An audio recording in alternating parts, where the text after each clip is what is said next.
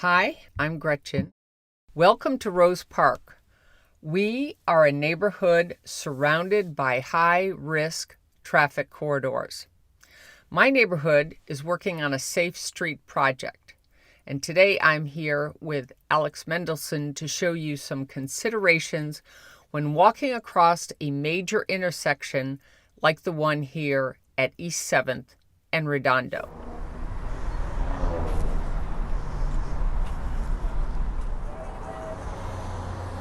So now I'm going to wait right here at the curb, anticipating that I have to step down off of this curb. Pay attention.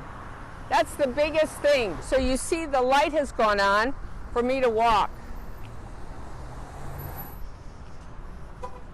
And this is more difficult for people because we have this gas department utility cap and again the vent for it, so it's a very narrow space for people to come up on and maintain the 6 feet. So again, it's really important to look at those signs, the signal, and there we go.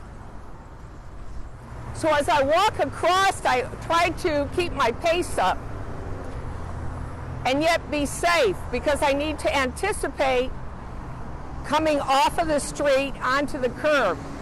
And there are a lot of challenges for those of us that have vision or balance requirements.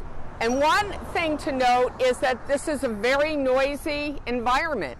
A lot of these intersections are very, very noisy. If hearing is a concern, we need to scan more, use our vision system as much as possible, and make contact with each of the drivers so they see you.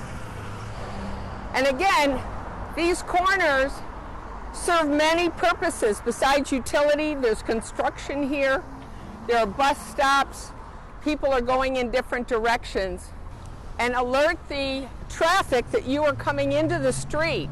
And that's why these walking poles are helpful, because I can turn my head and feel as though I'm going to be secure in my steps. Now I want to talk about these countdown signs. They're in some places in the city, not all places. Some people use the push button to prompt the change in the signal. That isn't how they work, at least at this point. What that does is when you push the button, it's going to keep that walk sign, that friendly green hand, longer, so you'll have another second or two to cross the intersection. That's why that's important. It doesn't hasten the change in the signal. So that's key, and I think that's not well understood, at least at this point. All right, so come along with me, because here's a couple of things that are really important. First of all, it's important to walk on the sidewalk. Now that seems sort of obvious, but I see people, and you see people all the time, that are walking on the street and outside of this place. Sidewalk, that's why they call it that. And that's important. So you want to make sure that you have a clear route and that you know your route when you're taking the sidewalk. Now come with me.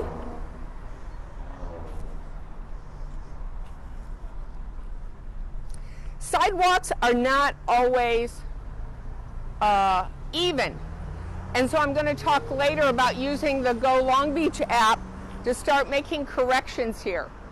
And I'll get to that. But right now, here's what I want you to avoid, if at all possible, which is to enter into the street, especially between parked cars. People do not anticipate that, and you are being encouraged to move fast. So the problem with this street, here we are, East 7th and Redondo, one of the busiest intersections and really dangerous sections in the city, is that there's not a much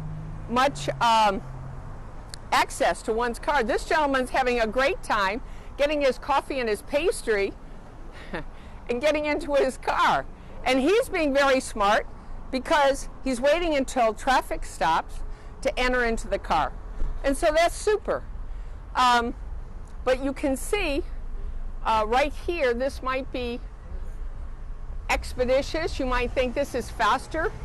But an alternative would be to get in from the driver's side, if at all, the passenger side rather, if at all possible.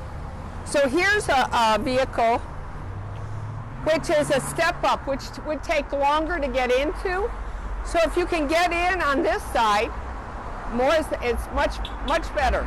I want to reiterate that it's really important when you come to a intersection and you're going to go across to always do the left, right, left. You look at the oncoming traffic, the opposing traffic, and then you go back for a last check, just like this, where somebody is making a right-hand turn into your walking path. So it's left, right, left. That is very important. The other piece of it is to remember to take time and plan for being prepared once you have that fresh green signal to walk. You've done your visual check. This is where people can stumble or lose time and feel a little anxious as they go across. Maybe just a fraction of a second. So that's an important area, and to know what you're doing. Some other things that you can do is, just like this group, is to walk with others. It's always nice to have someone with you, and walking with a group 6 feet apart provides us more comfort, and part of that is because you're seen when there's more people together or near each other out on the street.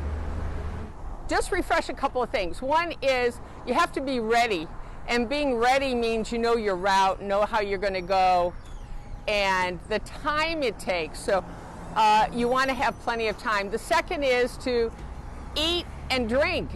Drink water, be hydrated, and have proper nutrition. But one thing people don't always do is think about, what if they were going to fall? And I know that seems sort of like a negative thing, but it's really a smart thing. It's, what if you had to stop fast? Wonder if you had to recover from a misstep. And that's why I use these. There are other strategies that we'll talk about in the workshop, but the idea is, if I misstep, what might I do? And the best thing to do is to not panic, which is hard, because of course it's a natural response to start to panic or be unsure.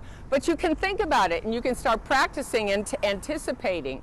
So why the walking sticks is that this gives me a balance point. So if I misstep or I don't see a pebble here, my ankle might roll, but this gives me security so I can recapture my balance and be okay. Or if somebody comes by me and gets a little close, or I get surprised. And again, you want to have an opportunity to recover.